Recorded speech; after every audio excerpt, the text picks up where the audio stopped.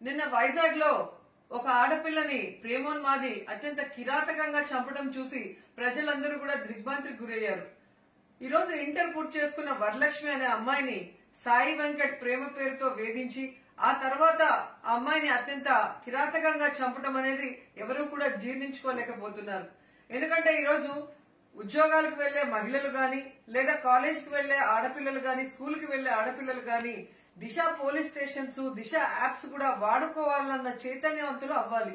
ఎందుకంటే ఏ చిన్న అనుమానం కలిగినా ఏ చిన్న వారికి ఏదైనా జరుగుతుందన్న భయం ఉంటే వెంటనే ఆ యాప్ ద్వారా కనుక మెసేజ్ పంపిస్తే 5 నిమిషాల్లో వాళ్ళు ఉన్న ప్లేస్ కి వచ్చి వాళ్ళని సేఫ్ చేసే అవకాశం ఉంది.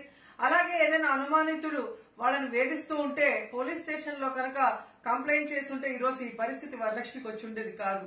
కానీ దురదృష్టం ఈ రోజు ఆ అమ్మాయిని గొంతు కోసి అత్యంత కిరాతకంగా సాయి వెంకట్ చంపడం అనేది అతన్ని వదిలిపెట్టకూడదు.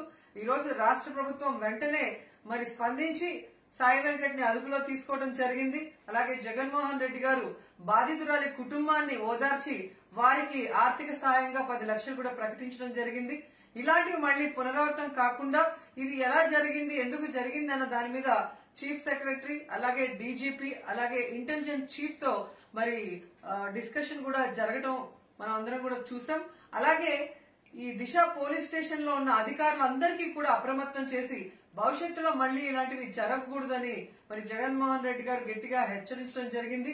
అండ్ వరలక్ష్మి ఈ ఇన్సిడెంట్ మీద కూడా జగన్మోహన్ రెడ్డి గారు చాలా సీరియస్ గా తీసుకుని సాయి వెంకట్ లాంటి వాళ్ళని కఠినంగా శిక్షించాలి.